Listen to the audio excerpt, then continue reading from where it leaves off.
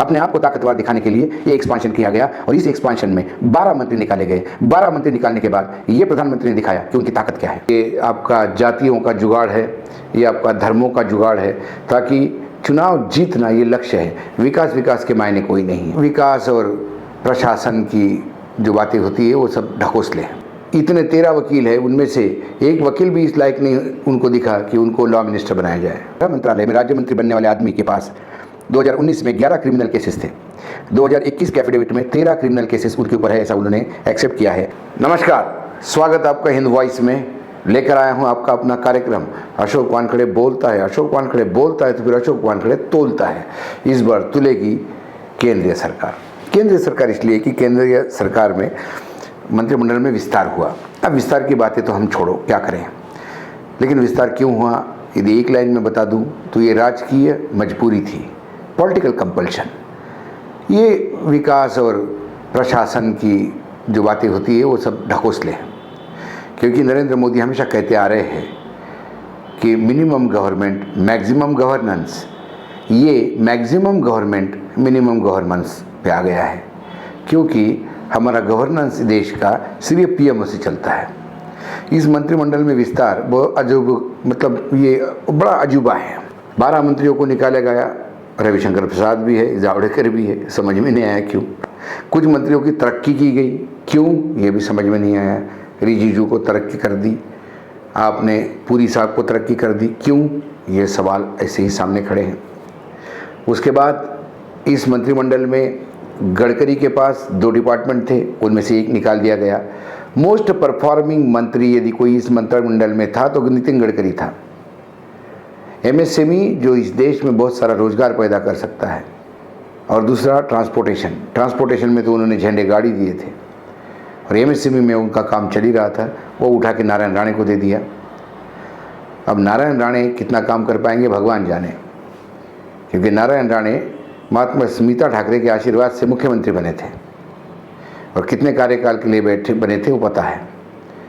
उसके बाद उनके ऊपर इतने भ्रष्टाचार के आरोप बीजेपी ने लगाए और 1000 करोड़ के तो आरोप सदन में गिनवाए हैं देवेंद्र फडणवीस ने। आज वही देवेंद्र फडणवीस उनको मंत्री बनाने के लिए भागा दौड़ी कर रहे थे।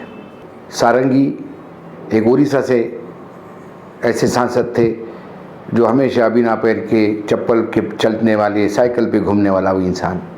जब उन्हें मंत्री बनाया गया तो पूरे विश्व के अखबारों ने उनके ऊपर लिखा कि इतना साधा इंसान भी कभी नेता हो सकता है क्या। लेकिन 2 साल के अंदर उनको घर बिठाया गया।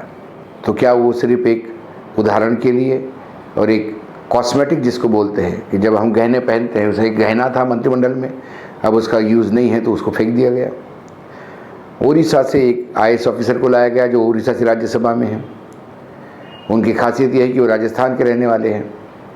उड़ीसा में थे तो राजस्थान से जुगाड़ करके पाली के रहने वाले हैं। उन्होंने अपना अश्विनी करके हैं, उन्होंने अपना प्रयास करके सीधा अटल बिहारी वाजपेयी के ऑफिस में चले गए। उड़ीसा में कलेक्टर थे वो कटक में, वहाँ से उठा के उड़ीसा अटल जी के प्रधानमंत्री कार्यालय में रहे। वहाँ उन्होंने कॉर्पोरेट सेक्टर से जुगाड़ किया। अटल जी की सरकार जाते से वो कॉर्पोरेट सेक्टर में शिफ्ट हो गए आईएएस की इस्तीफा देके। उसके बाद वहाँ से रिटायरमेंट लेके घर बैठे। मोदी जी ने उनको वहाँ से उठाया, राज्यसभा लाया उड़ीसा से, वो भी बीजेडी और इनके समर्थन से, और अब मंत्री बनाया। रेलवे उनके पास है, उनके पास आईटी है, उनके पास संचार है। इस मंत्रिमंडल में यदि मैं बात करूं तो कैलकुलेशन बताया है पूर्व 4 मुख्यमंत्री हैं, 18 राज्यों में मंत्री रहे वो लोग हैं, 39 पूर्व विधायक जो रहे पहली बार एमपी बने वो भी हैं, 23 ऐसे लोग हैं जो 3 से 5 बार 5 टर्म सांसद रहे हैं। इसमें 13 वकील हैं, 6 डॉक्टर हैं, 5 इंजीनियर हैं, 7 रिटायर्ड ब्यूरोक्रेट हैं और 11 महिलाएं हैं। यदि हम जात पात, क्योंकि नरेंद्र मोदी जी बार बार कहते थे 2014 में आने के पहले से कि वो जात पात की राजनीति में, धर्म की राजनीति में विश्वास नहीं रखते, वो विकास की राजनीति में विश्वास रखते हैं। और इस बार दूसरी बार जब उनको 300 से ज़्यादा मैंडेट मिला तो ये लग रहा था कि अब उनकी मजबूरी नहीं है, अच्छे मंत्री चुनना उनके पास एक सहूलियत मिली है। इतना मैसिव मैंडेट है। राज्यों को संतुलन मत देखिए कि इस राज्य को 1 नहीं दिया, इस राज्य को 2 दिए। आप देखिए कि मंत्रिमंडल में मंत्री काम करने वाले हैं कि नहीं है। लेकिन फिर भी वो इलेक्शन चुनावी जुमला ही साबित हुआ उनकी वो सारी बातें, क्योंकि इस बार जब मंत्री बनाए गए तो उसमें कोई कुर्मी कौन है, ब्राह्मण कौन है, ये सारा ख्याल रखा गया। ओबीसी इस देश में सबसे बड़ा मतदाता है। 27 ओबीसी मंत्री है, 5 कैबिनेट है उनमें। एससी शेड्यूल कास्ट में 12 मंत्री है, 2 कैबिनेट हैं। शेड्यूल ट्राइब में 8 मंत्री बने, उसमें से 3 कैबिनेट है। अल्पसंख्यक में 5 मंत्री बने, जिसमें से 3 कैबिनेट है। सभी का ध्यान रखा गया। इसका मतलब ये कास्ट सिस्टम का जुगाड़ है, ये आपका जातियों का जुगाड़ है, ये आपका धर्मों का जुगाड़ है, ताकि चुनाव जीतना ये लक्ष्य है। विकास के मायने कोई नहीं है। यदि विकास के मायने होते तो फिर किरण रिजिजू, जिनको कुछ नहीं आता, लॉ के बारे में मैं नहीं जानता कितना जानते हैं, लेकिन वो लॉ मिनिस्टर बने हैं। जो आदमी father of the nation Mahatma Gandhi को कहता होगा, नेशन ऑफ द फादर कहते हैं उनको, फादर ऑफ द नेशन है महात्मा गांधी, उनको लिखते हैं नेशन ऑफ द फादर। वो आदमी हमारे स्वास्थ्य मंत्री है, और हमारे स्वास्थ्य मंत्री जो डॉक्टर है वो निकाले गए। इतने 13 वकील है, उनमें से एक वकील भी इस लायक नहीं उनको दिखा कि उनको लॉ मिनिस्टर बनाया जाए। पुरी साहब जो IFS है, फॉरेन सर्विस के रिटायर्ड ऑफिसर है, ज़िंदगी उनकी विदेश में गई। अब वो देश का अर्बन डेवलपमेंट वो देख रहे थे। कितना उन्होंने 2 साल में क्या अर्बन डेवलपमेंट में ऐसे झंडे गाड़े, जो पेट्रोलियम भी उनके हाथ में दे दिया। और नितिन गडकरी के पास जो डिपार्टमेंट थे, एक वापस ले लिया। गोयल साहब के पास 3-3, 4-4 डिपार्टमेंट है। तो ये यदि ऐसा ही चलता रहा तो 2024 के बाद यदि मोदी जी सत्ता में आते हैं तो फिर मंत्रिमंडल में रिटायर्ड ब्यूरोक्रेट्स ही होंगे। तो फिर हमारे यहाँ जो PS और जो सेक्रेटरी लेवल के लोग होते हैं वो क्या करते हैं मंत्रालय में काम? यदि सारा ब्यूरोक्रेट ही चलाना होगा तो क्या देश हमारा राष्ट्रपति प्रणाली की तरफ जा रहा है क्या? ये पूरा देश एक राष्ट्रपति चुनेगा और वही राज करेगा। हमारे यहाँ पार्लियामेंट्री सिस्टम है, हमारे यहाँ लोकसभा है, राज्यसभा है, वहाँ सांसद आते हैं और वो लोकसभा के सांसद अपना नेता चुनते हैं, जिसको प्रधानमंत्री होता है और वो देश का CEO होता है। ये उनका सोच समझ के परे है। 11 महिलाओं को आप रिप्रेजेंटेशन देते हैं, लेकिन स्मृति ईरानी ने का काम देखिए क्या हुआ। स्मृति ईरानी से बहुत अच्छी महिलाएं इस देश में हैं, BJP में, सांसद में भी हैं, लेकिन उनको खाली किया गया। कई जगह इसलिए लोगों को निकाला गया क्योंकि उस राज्य से किसी ना किसी को लाना है। जावड़ेकर को इसलिए निकाला गया है कि जावड़ेकर की जगह नारायण राणे को महाराष्ट्र से लाना था। तो आपने राज्यों का संतुलन देखने का प्रयास किया, तो फिर ये राजनीतिक पूरा एक्सरसाइज था। और फिर यदि राजनीतिक एक्सरसाइज है तो फिर इसमें विकास कहाँ से आ गया? कहा जाता है ये यंग सबसे युवा मंत्रालय है। इससे युवा मंत्रालय राजस्थान का है, 2 साल युवा है इससे, एवरेज एज 56 है वहाँ की। तो क्या राजस्थान में बहुत ज़्यादा अच्छा सरकार चल रही है? राजस्थान में लॉ एंड ऑर्डर की बुरे स्थिति है, पानी पीने को नहीं है अभी लोगों को, बिजली के लिए हाहाकार है, बेरोजगारी है, कोविड टोटल फेल हो गया है। तो युवा कैसे होते हैं? ये राजस्थान का मॉडल यदि हम देखें तो फिर ये युवा मंत्रालय क्या हम देश को नई विकास की दिशा देगा। उसके बाद एक जो आंकड़े अभी लेटेस्ट मेरे सामने आए वो तो और ज़्यादा चौंकाने वाले हैं। हमारे यहाँ एक एसोसिएशन फॉर डेमोक्रेटिक रिफॉर्म्स है, ADR, बहुत पुरानी संस्था है, मान्यता प्राप्त संस्था, मतलब सभी मानते हैं उनके आंकड़ों को। वो तमाम नेताओं का आकलन करते रहते हैं और उन्हीं कागजों पे जो सरकारी कागज हैं, सरकारी डाटा पे ही वो विश्लेषण करते हैं। उनके हिसाब से इन 78 मंत्रियों में से 48% यानी 33 मंत्री ऐसे हैं जिनके ऊपर आपराधिक मामले होने की बात उन्होंने स्वीकारी है। 31% यानी 24 मंत्री ऐसे हैं जिनके ऊपर हत्या का प्रयास, डकैती जैसे गंभीर आरोप है। 90% हमारे मंत्री यानी 70 के आसपास 78 में करोड़पति है। हमारे मंत्रिमंडल का एवरेज यदि एसेट देखा जाए तो 16 करोड़ 24 लाख का आता है। ज्योतिरादित्य सिंधिया, पीयूष गोयल, नारायण राणे, चंद्रशेखर, ये 50 करोड़ के ऊपर के मंत्री हैं, मतलब इनकी वर्थ उससे ज़्यादा बताई गई है। सिंधिया जी तो राजा महाराजा है, उनके पास तो पूछते नहीं था। पीयूष गोयल चार्टर्ड अकाउंटेंट हैं, उनकी अपनी कई कंपनियां भी हो सकती हैं, उसमें हैं। नारायण राणे ये कारपोरेटर से बेस चेयरमैन बने, बेस चेयरमैन से फिर मंत्री बने और मंत्री से मुख्यमंत्री बने और फिर आज 50 करोड़ के ऊपर के आदमी हैं। चंद्रशेखर ये BPL ग्रुप वाले हैं, ये उद्योगपति है। तो इसलिए मुझे आश्चर्य नहीं लगता। मुझे इसमें सिर्फ नारायण राणे, लेकिन नारायण राणे का भी आश्चर्य नहीं लगता। ये महाराष्ट्र से आते हैं और महाराष्ट्र को डिपार्टमेंट में खाते बोलते हैं, रेवेन्यू खाते, फॉरेस्ट खाते, और महाराष्ट्र में मराठी में खाते का दूसरा मतलब खाना भी होता है। तो फॉरेस्ट खाते मतलब पूरा जंगल खाने वाला मंत्री, ये भी आप सोच सकते हो। तो ये जब खाते उनको मिलते हैं तो वो क्या खाते हैं और फिर कैसा अपना वर्थ बढ़ाते हैं, ये बताने की ज़रूरत नहीं है। लेकिन एजुकेशन की दृष्टि से देखा जाए तो 15% लोग, यानी 12 ऐसे मंत्री हैं जो 8वीं से 12वीं के बीच में पढ़े हैं। 82% यानी 64 ऐसे लोग हैं जो स्नातक तक डिग्रियां उनके पास है। 2 डिप्लोमा होल्डर है, 17 के पास प्रोफेशनल डिग्रीज है, 9 डॉक्टर है, 12 पोस्ट ग्रेजुएट है। लेकिन शिक्षा का स्तर हमारे देश में क्या है, हम जानते हैं कि हमारे यहाँ डिग्री लेने वाले लोग, मतलब प्रधानमंत्री की डिग्री जो उन्होंने ली है वो किस विश्वविद्यालय में पढ़ाई जाती है, इसके बारे में अभी तक हम ढूंढ रहे हैं।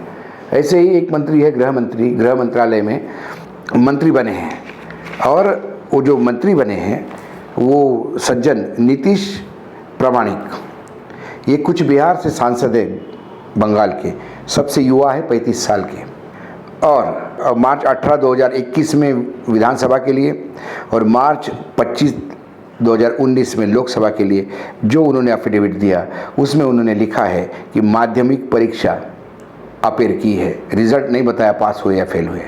और अब वेबसाइट पर जो आ रहा है वो आ रहा है bachelor computer application, bachelor of computer BCA की डिग्री उनके पास है। बलखुरा जूनियर बेसिक कॉलेज से बोलते हैं कि उन्होंने वो डिग्री ली, लेकिन उस कॉलेज वाले लोग कहते हैं कि ये ऐसा कोई कोर्स यहाँ होता ही नहीं। अब इसके बारे में विरोधक भी आवाज़ उठा रहे। लेकिन सबसे मुझे ताज्जुब ये लगता है कि गृह मंत्रालय में राज्य मंत्री बनने वाले आदमी के पास 2019 में 11 क्रिमिनल केसेस थे, 2021 के एफिडेविट में 13 क्रिमिनल केसेस उनके ऊपर है, ऐसा उन्होंने एक्सेप्ट किया है। और ये केसेस खून, डकैती, चोरी और विस्फोटक रखने का जुर्म उनके ऊपर है। यदि ऐसे हेल्थ मिनिस्टर हमारे यहाँ, ऐसे मंत्री हमारे यहाँ गृह मंत्रालय में हैं, तो फिर आप देख सकते हो कि ये सरकार के मंत्रालय कैसा होगा। मैं बार बार कहता हूँ, मंत्री 2 हो, मंत्री 200 हो, उससे फ़र्क नहीं पड़ता। फ़र्क पड़ता है उन मंत्रियों को काम करने की अपनी कितने अधिकार हैं। हमारे यहाँ 2014 से सिर्फ PMO से काम होते हैं, जब प्रधानमंत्री ही कार्यालय काम करता है। तो जब भी कोई देश में अच्छा काम होता है, यदि मंगलयान जाता है कम खर्चे में और कम समय में, और पहली बार मंगल ग्रह का परिक्रमा करके आता है, तो हमारे देश में प्रधानमंत्री की हम जय जयकार करते हैं। यदि एयर स्ट्राइक करता है हमारा एयरफोर्स, तो हम प्रधानमंत्री की जय जयकार करते हैं। लेकिन कोविड में जब स्थितियाँ हाथ से चली जाती है, तो हमारे यहाँ स्वास्थ्य मंत्री का इस्तीफा लिया जाता है, जबकि पूरी कोविड की रणनीति प्रधानमंत्री के यहाँ से हो रही थी। हमारे यहाँ वित्त मंत्री प्रधानमंत्री के इतने प्रिय है कि पूरी देश का वित्तीय जो ढांचा है वो चरमराया गया है, लेकिन इसके बावजूद वो अपनी जगह पे ठीक है। ये तमाम चीज़ें हैं, ये दर्शाता है कि ये सब आई वॉश है। ये अब हम लोगों के लिए एक चर्चा का विषय है। वर्तमान में बात ये हुई थी कि कलकत्ता की, बंगाल की पराजय के बाद नरेंद्र मोदी के ब्रांड का नाम, जो नाम का ब्रांड था, वो जो चल रहा था, वो कहीं ना कहीं लगा कि अब ये ब्रांड पुराना हो गया, ये चलेगा नहीं। पूरी ताकत झोंकने के बाद भी ममता को 200 पार जाने से क्या, पुराना रिकॉर्ड से भी ज़्यादा विधायक चुनवा के लाने का श्रेय उसको जाता है। इसका मतलब भारतीय जनता पार्टी का तमाम बातें वहाँ फेल हो गई। और जब केंद्रीय नेतृत्व बैकफुट पे आता है या उनका ब्रांड कमज़ोर होता है, तो क्षेत्रीय दल सर उठाते हैं। उसी के तहत योगी आदित्यनाथ ने आंखें दिखाना शुरू की, और ये आपसे ज़्यादा मतलब सब लोगों के सामने है कि AK शर्मा को मंत्री बनाने के लिए सेक्रेटरी लेवल से इस्तीफा देकर MLC बनवाया गया था। वो अब उत्तर प्रदेश में BJP की उपाध्यक्ष है, जहाँ 16 और एक है, 17वें ये बन गए। योगी ने आंखें दिखाई, उधर येदियुरप्पा ने आवाज़ बुलंद की। कैलाश विजयवर्गीय लगातार मध्य प्रदेश में मीटिंगें ले रहे थे। वसुंधरा पुराना राग अलाप रही थी, और एक मानो एक मैसेज जा रहा था पूरे कैडर में कि अब प्रधानमंत्री का नाम चलना मुश्किल है। ऐसे में अपनी ताकत दिखाने के लिए, अपने आप को ताकतवर दिखाने के लिए ये एक्सपांशन किया गया, और इस एक्सपांशन में 12 मंत्री निकाले गए। 12 मंत्री निकालने के बाद ये प्रधानमंत्री ने दिखाया कि उनकी ताकत क्या है। वो जावड़ेकर और प्रसाद जैसे मंत्रियों को भी निकाल सकते हैं। इस 12 को निकालने के बाद प्रधानमंत्री के मंत्रिमंडल में अटल बिहारी वाजपेयी के समय के मात्र 1 या 2 मंत्री है, वो राजनाथ सिंह जी और मुख्तार नकवी। बाकी सारे मंत्री अब नए हैं। उन्होंने ये दिखाने का प्रयास किया कि मैं ताकतवर हूँ, लेकिन बकरियों की शिकार करके कोई शिकारी नहीं बनता, शिकार शेर की करनी चाहिए। यदि ए के शर्मा को वो मंत्री बना के दिखाएं उत्तर प्रदेश में, तो समझ सकता है कि अभी वर्तमान में भी नरेंद्र मोदी में वो दम है। नरेंद्र मोदी आज भी सबसे बड़ा ब्रांड है राजनीति में, इसमें कोई दो मत नहीं। लेकिन जब ब्रांड खराब होने लगता है और उसकी ब्रांड वैल्यू कम होने लगती है, तो जितने तेज़ी से वो ऊपर जाता है उतनी तेज़ी से नीचे गिरता है। ये हमने राजनीति में देखा है। राजनीति में हमने अटल बिहारी वाजपेयी को देखा, राजनीति में हमने राम जन्मभूमि के आंदोलन के समय अडवाणी जी को उभरते हुए देखा, और आज अडवाणी मार्गदर्शन मंडल में घर बैठे हैं, जिनके पास विजिटर्स भी नहीं जाते। ये राजनीति है दोस्तों। यह चढ़ते सूरज को नमस्ते होता है। जब 12 बजने के बाद सूरज ढलने लगता है तो फिर लोग नए सूरज की तरफ देखते हैं। बीजेपी में नया कौन सूरज होगा, ये आने वाले समय में बताएगा। 5 राज्यों के चुनाव है, उस चुनाव के समीकरण भी कैसे तोल मोले जाएंगे, इसके लिए भी ये पूरी एक्सरसाइज की गई। लेकिन मुझे लगता है मात्र किसी कम्युनिटी से किसी को मंत्री बनाने से वो कम्युनिटी के मतदाता खुश नहीं होते। आज जिन लोगों ने अपने परिजन खोए हैं उत्तर प्रदेश में, जिन्होंने लकड़ी नहीं मिली इसलिए गंगा में अपनी सगे की लाश बहाई है, वो आदमी इस बात से खुश नहीं होंगे कि उनके कम्युनिटी के या उनके जात के किसी आदमी को मंत्री बनाया गया है, क्योंकि फिर बात आती है स्वयं पे। एक जो मंत्रिमंडल का विस्तार हुआ उसको देखने के बाद इंदिरा गांधी ने भी कामराज प्लान किया था। वो कामराज प्लान कुछ भी नहीं था। बहुत सारे मंत्रियों को संगठन में भेजा था और संगठन के लोगों को मंत्रिमंडल में लाया था। तो भारत के इतिहास में कहा जाता था कि इंदिरा गांधी ने कितना बड़ा कदम उठाया। इंदिरा गांधी के ऊपर तब कमज़ोर होने की, गूंगी गुड़िया होने की बात हो रही थी। उसने अपनी ताकत दिखाने के लिए पूरी एक्सरसाइज की। वैसी ही पूरी एक्सरसाइज आज मोदी जी ने की। लेकिन ये कितना भी मंत्रिमंडल बड़ा हो, कुछ भी हो, यूपीए के समय भी और वर्तमान में भी। आज इतना ही, फिर आऊँगा किसी नए विषय के साथ। तब तक देखते रहिएगा हिंद वॉइस।